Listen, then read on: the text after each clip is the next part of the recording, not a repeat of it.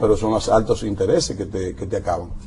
Entonces, desde hace 2 años, Agenda Económica ha estado incluso hablando sobre eso, que los fondos de pensiones ya se pueden ir utilizando para el desarrollo con el mismo respaldo de la ley. Sí. De hecho, aquí trajimos el chileno, que ahora no recuerdo Bustamante, su nombre. Julio Bustamante. No, y hay otro, Pineda. Piñera. Piñero. José, sí. José. Bueno, ese implicó también que en Chile el mercado inmobiliario se ha desarrollado por los fondos de pensiones. O sea, yo insisto, lo que no debemos es desinformar, claro, porque comienzan a predisponer.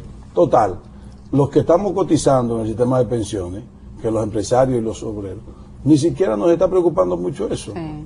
Lo más importante sería que a mí como afectado en el tiempo, me reserven el valor de mi dinero. Claro. Es lo que único la rentabilidad. que me interesa. O sea, sí, sencillamente que la rentabilidad me preserve el valor de mi dinero, exacto, porque si no, cuando yo venga ya a pensionarme en 20 años, si me van a dar ese dinero sin valor, pues no tiene ningún sentido. Y ese era el lo que se está objetivo, buscando. exacto, porque si tú tienes todos los huevos en una canasta, tienes un riesgo concentrado. Claro. Mientras que si tú lo diversificas con las garantías del lugar, pues entonces garantiza en el tiempo ese valor. Aquí ni la banca, ni el Banco Central, ni el gobierno puede echarle mano a esos fondos que no sea simplemente con instrumentos que garanticen retorno y que sean bautizados con normas muy estrictas que tiene la Comisión Clasificadora de Riesgo y Límite de Inversión. Si hoy hay 30.000 millones, por ejemplo, en el Banco Central y hay un 50% en la banca y hay un 10% de esos fondos en el mercado de valores, es la garantía de que está diversificado el riesgo y de que se está maximizando la rentabilidad. Pero ninguno de estos usuarios y receptores tomaron la decisión.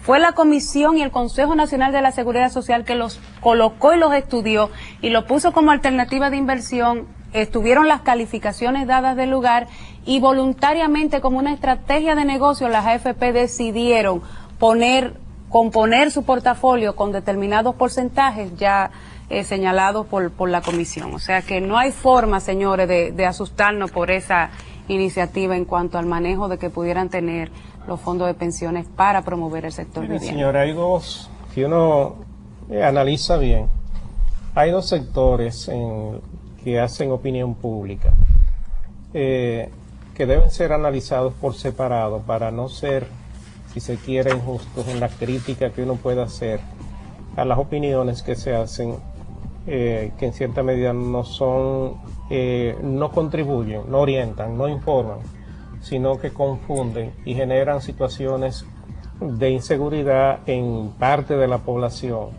sobre una base falsa. Yo pienso que esto debemos analizarlo de una manera un poco más detallada y ver cuáles son los puntos que hay envueltos en esta temática para que podamos hacer un análisis desapasionado, real, sin que se pueda pensar que uno está simplemente tratando de justificar una cosa en sí por sí. Ahora vamos a ir una pausa para que cuando retornemos volvamos con el tema y entonces podamos entrar en esos detalles de tal manera que la opinión pública pueda recibir una información mucho más detallada de cómo se está manejando esta situación. Que tú sabes.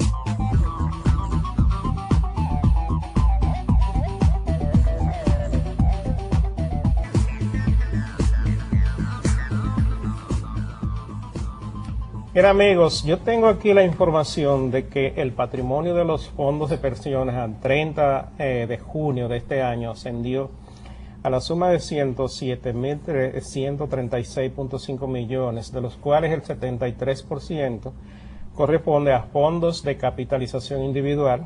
Sería bueno que le expliquemos, Rosana, qué significa esto. Equivalentes a 78.187.7 millones. Y un 14.2% a planes de reparto individualizado con unos 15.206.3 millones. Esos recursos, señores, que son recursos cuantiosos, ahora mismo están siendo invertidos en el sector financiero. Un 55%. No hay inversiones de estos fondos en la economía real. Debería estarse produciendo, por ejemplo, en el sector de la construcción, con la debida garantía que este sector mismo genera, una buena parte de estos fondos, porque ahí estarían generando un efecto multiplicador en la economía. Generando empleo. Estarían generando empleo, estarían generando efectos diversos en el sector comercial, en todo aquel sector que se vincula al sector de la construcción, y dinamizando la economía en muchísimos sentidos. Ayuda al crecimiento económico. Bueno. Pero, sin embargo, la propia ley por la cual se administra estos fondos, y esto es bueno que lo entiendan los amigos televidentes, ha impedido que estos recursos puedan ser utilizados de otra manera que no sea en el sector financiero. Ahora, ¿de qué es lo que se trata? Y aquí quiero yo establecer la diferencia entre los críticos, aquellos que de buena fe tienen algunos temores por la tradición que tiene el gobierno, y eso no lo vamos a negar. Todos los gobiernos tienen la tradición de que manejan los fondos de manera inadecuada, y ahí está la historia de déficits y de corrupción y todo ese tipo de cosas. La gente, por esa razón, cuando se habla de una situación de esta naturaleza, lo primero que piensa es que la gente del gobierno lo que están buscando es tener acceso a estos fondos para malgastarlos o para dispersarlos o para hacer un mal uso de los mismos y dejar a los trabajadores, que son los dueños de estos fondos, sin los mismos. Sin embargo, ¿de qué se trata todo esto? El otro sector que maneja la información, que conoce muy bien de qué se trata y que tiene la oportunidad, porque tiene las condiciones y maneja las informaciones para evaluar un proyecto de ley, no orienta, no lo maneja de esa naturaleza, porque es una orientación contaminada políticamente. De lo que se trata es de cerrar el circo, de evitar que estos fondos puedan ser utilizados adecuadamente, generando diversas actividades productivas, produciendo unidades habitacionales que ayudan a solucionar el problema de la vivienda de una manera más económica, porque las viviendas hoy día, como ustedes ya adelantaban, es difícil que una persona pobre o de escasos recursos, de clase media baja, pueda tener acceso a una vivienda digna con los precios que hoy día están.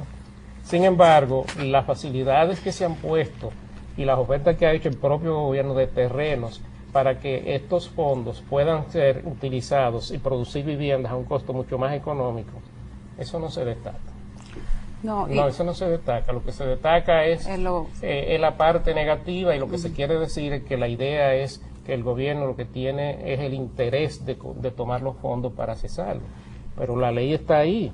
Claro. Y ahí está el consejo a través del cual se manejan estos fondos, donde están los propios trabajadores representados, que no van a permitir que se tomen decisiones con esos fondos que no sean las más correctas, ni que se viole la ley. Exacto. Entonces, de esto es que se trata. Pero, como los medios de comunicación, hay sectores que uno piensa que están opinando sobre esto, que uno les sorprende. Por ejemplo, yo oí sectores de la iglesia hablando de esto. Y hasta editoriales. Y a mí me sorprendió porque, cóntrale, ¿cómo es que un sector tan importante, tan orientado a lo que es la parte humana de la sociedad, pueda estar en contra de un proyecto o de una inversión que lo que va es a generar situaciones y soluciones para sectores importantes de la sociedad? Pienso que no lo hacen de mala fe, obviamente, pero no orientan. Sí. No orientan, ese es el problema. Yo felicito por tú decir eso, pero fue de mala fe que lo hicieron. Sí. Pero yo quería aclarar algo importante. Mucha gente piensa que los fondos de pensiones los maneja la CIPEN, la Superintendencia de Pensiones, y que está ahí, que Joaquín Jerónimo puede disponer de esos 100. Señores, eso está bajo la administración de las AFP, administradoras de fondos de pensiones, que son privadas y una pública. Y la comisión clasificadora, como bien dijo Luis, tiene un representante técnico de los afiliados, y ahí tienen que ser las decisiones de consenso obligatoriamente. Y el derecho de veto que tiene el Consejo Nacional no puede pasar nada que estén opuestos los trabajadores, porque es tripartito y tienen el derecho de veto.